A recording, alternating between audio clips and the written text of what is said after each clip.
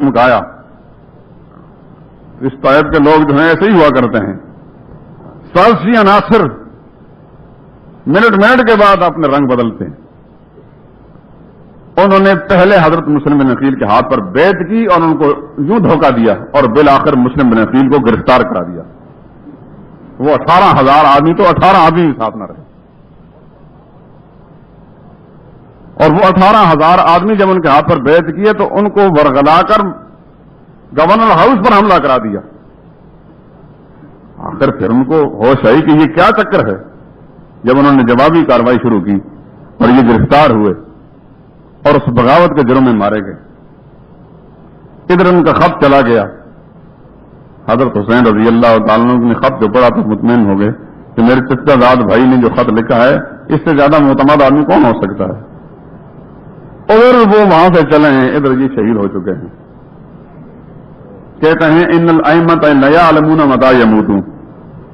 شیعوں کی کتاب بنیادی کتاب جو سب سے پہلے شیعہ مذہب کے بارے میں لکھی گئی.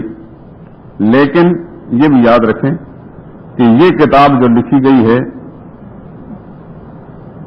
حضرت حسین رضی اللہ تعالیٰ عنہ کی شہادت کے کوئی 350 برس بعد لکھی گئی. ابو جعفر کلینی کی کتاب الکافی جس کو کافی کلینی کہتے ہیں 4 جلدوں کی ضخیم کتاب ہے بنیادی کتاب شیعوں کی. اس کے اندر یہ لکھا جا بجا ان الائمۃ لا یعلمون متى یموتون. اماموں کو یہ پتا ہوتا ہے کہ ہم نے کب مرنا ہے.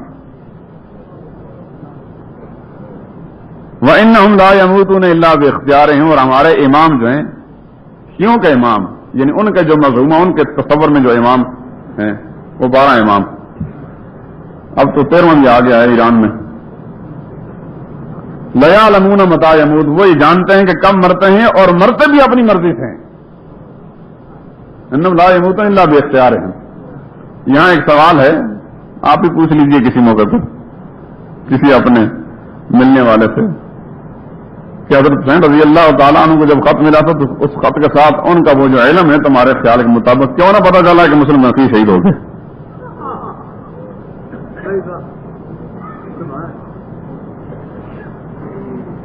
وہ وہاں سے تشریف لے گئے. اب صرف ایک بات آپ حضرات کے سامنے نقل کر کے موضوع کو ختم کرتا ہوں اور اس سے انشاءاللہ اگلے جمعے میں بات آگے چلاؤں گا. اتنی بات ذہن نشین فرما لیں کہ مکہ معظمہ سے یہ کوفہ کی طرف چلتے ہیں. پیدل چلتے ہیں یا زیادہ سے زیادہ اونٹوں پر. موٹر بس ٹرک جیپ ہوائی جہاز کوئی شے اس زمانے میں نہیں تھی کہ آنن فانن ایک جگہ سے دوسری جگہ پہنچ جائیں. مکہ معظمہ سے کوفہ تک 1000 میل کا فاصلہ ہے. ان چیزوں کو ذہن میں رکھیں.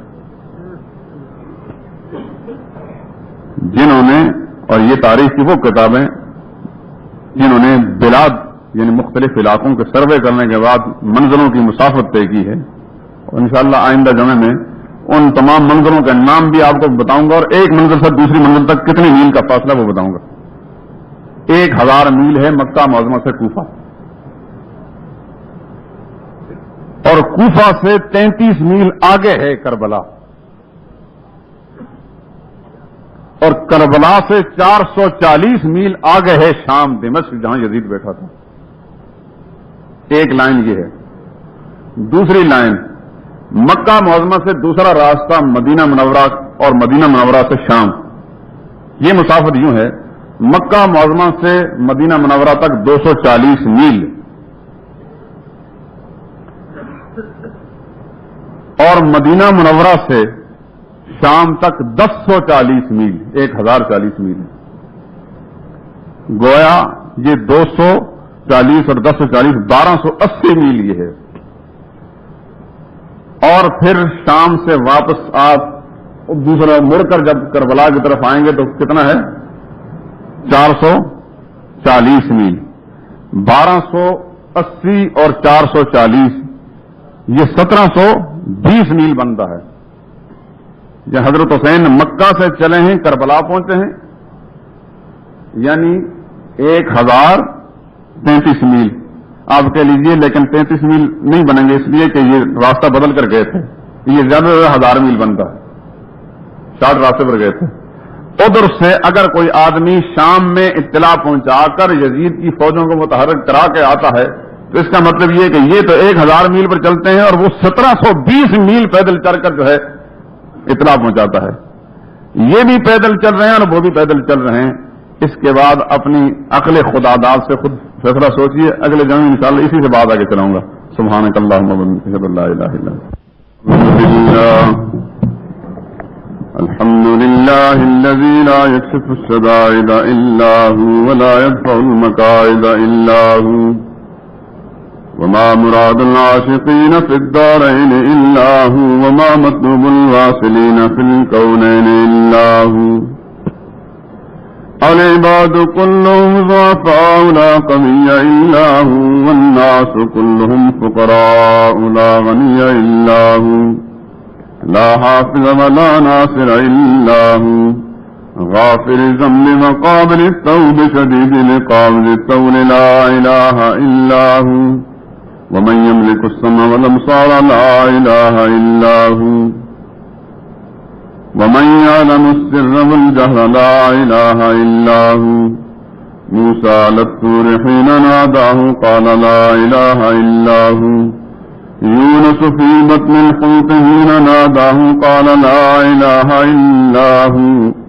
إبراهيم في النار الحريق حين ناداه قال لا إله إلا هو. يوسف في قعر البئر حين ناداه قال لا إله إلا هو.